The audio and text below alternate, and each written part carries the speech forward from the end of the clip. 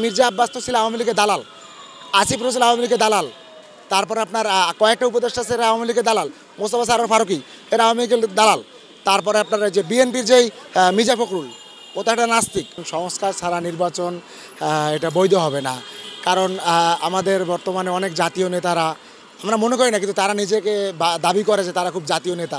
তারা বলে আগে নির্বাচন পরে সংস্কার। কেননা এখন দেখা যাচ্ছে যে প্রত্যেকটা auto stand, tempo stand, bus stand প্রত্যেকটা জায়গায় তারা চাঁদাবাজি করতে পারতেছে না। দেখা যাচ্ছে যে চাঁদাবাজি করলে বাধা খায়। তো এই কারণে ওরা আগে নির্বাচন এসে ক্ষমতায় এসে তারপরে তারা চাঁদাবাজি করতে পারবে, এই কারণে ওরা নির্বাচন চায়। কিসের নির্বাচন? নির্বাচন তো আগামী কমসে কম 10 বছর পরে। কেননা আমাদের যেই তারেক রহমান সাহেব বলছে যে না আগে নির্বাচন, তো নির্বাচন আপনি কি আর আওয়ামী লীগ কীভাবে আপনারা তারেক রহমান বলছেন আওয়ামী লীগ নিষিদ্ধ করা যাবে না, এটা বড় দল। আমি বলতে চাই তারেক রহমান সাহেব, আপনি ছিলেন 16 বছর লন্ডনে, আপনাদের সেন্ট্রাল নেতারা মির্জা আব্বাস ঢাকা ব্যাংকের মালিক, ওর একটা টাকা শেখ হাসিনা ক্ষমতায় যাওয়ার আগে প্রত্যেকটা ব্যাংক থেকে টাকা সরাইছে, কিন্তু ঢাকা ব্যাংকে কোনো টাকা সরায় নাই। কারণ এই মির্জা আব্বাস তো ছিল আওয়ামী লীগের দালাল, আসিফ নজরুল আওয়ামী লীগের দালাল, তারপরে আপনার কয়েকটা উপদেষ্টা ছিল আওয়ামী লীগের দালাল, মোস্তফা সরোয়ার ফারুকী এরা আওয়ামী লীগের দালাল, তারপরে আপনার যে বিএনপির যেই মির্জা ফখরুল ও তো একটা নাস্তিক, ও অনেক সময় ইসলাম বিরোধী কথা বলতো। হ্যাঁ ঠিক আছে, ও ইসলাম বিরোধী, ও তো আগে থেকে নাস্তিক আমরা জানি। তারপর আপনার যখন রুমিন ফারহানা বলে ছাত্রলীগকে নিষিদ্ধ করা যাবে না, তো ছাত্রলীগকে নিষিদ্ধ করা যাবে না, তাহলে তো সে মনে মনে ভাবতেছে তাদের ছাত্রদল তো ছাত্রলীগের মতনই। ছাত্রদল আজকে সমস্ত জায়গায় চাঁদাবাজি, টেন্ডারবাজি, দখলবাজি করতেছে।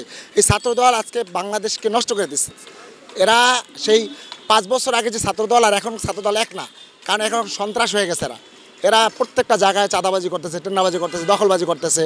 আগে করতো লীগ, এখন করে দল। এরাই নির্বাচন চায়। নির্বাচন তো হবে যদি শেখ হাসিনার পার্লামেন্ট হিসাবে বলি 1 বছর 8 মাস, 1 বছর 4 মাস হয়েছে, তাহলে আরও হিসাবে 3 বছর 6 মাস দরকার শেখ হাসিনা হিসাবে। কারণ বিএনপি যদি আওয়ামী লীগ এভাবে থাকতো, বিএনপি আগামী 20 বছরও নির্বাচনের কথা বলতে পারতো না, কারণ বিএনপির ক্ষমতা নাই। এখন আবার বিএনপির এক মহিলা বলছে যে আমরা যদি একটা ধাক্কা দেই কেউ সামাল দিতে পারবে না। ধাক্কা তো আর 16 বছর দেয় নাই।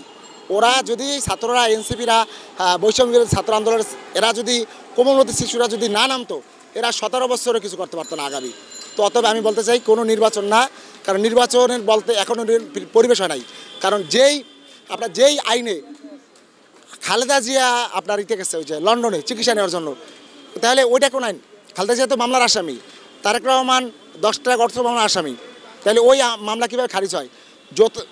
যদি ওই মামলা খারিজ হতে পারে ক্ষমতার বলে, আমরাও ক্ষমতা বলতেছি ইনশাল্লাহ আগামী 5 বছর আগে কোনো ইলেকশন নাই, কোনো নির্বাচন হবে না। ওই নির্বাচন জিকির বিএনপি করুক, আর আমরা জনগণ যে 20 কোটি জনগণ, আমরা কোনো নির্বাচন চাই না। আমরা শান্তিতে আছি। আমাদের শ্রদ্ধেয় ইউনূস স্যার অনেক শান্তিতে রাখছে আমাদের আল্লাহর হুকুমে, ঠিক আছে? আমরা এর চেয়ে বেশি শান্তি চাই না। এখন যা আছে আলহামদুলিল্লাহ, লাইন শাকারতুম লাযিদান্নাকুম ওয়া লাইন কাফারতুম ইন্না আযাবি লাশাদীদ। এটা কোরআনের আয়াত। যে বললাম যে আল্লাহ বলছে যে তোমাদের যখন শান্তিতে রাখি তুমি শুকরিয়া করো, কিন্তু বেশি শান্তি চাইও না। তাই বেশি স্বাধীনতা ভালো না। একটা কুকুরকে যখন মানুষ বেঁধে রাখে তখন তার মহাজন তাকে 5 কেজি গোস্ত খাওয়ায় প্রতিদিন, আর যখন একটা কুকুর সারা পায়, ও লাথি খায়, ও রুষ্টা খায়। অতএব আমরা যেরকম আছি, আমরা আর স্বাধীনতা দরকার নাই। আমরা যেরকম আছি আলহামদুলিল্লাহ, এর চেয়ে স্বাধীনতা আর আমাদের আর কোনো দরকার নাই। অনেক ভালো আছি, শুকরিয়া।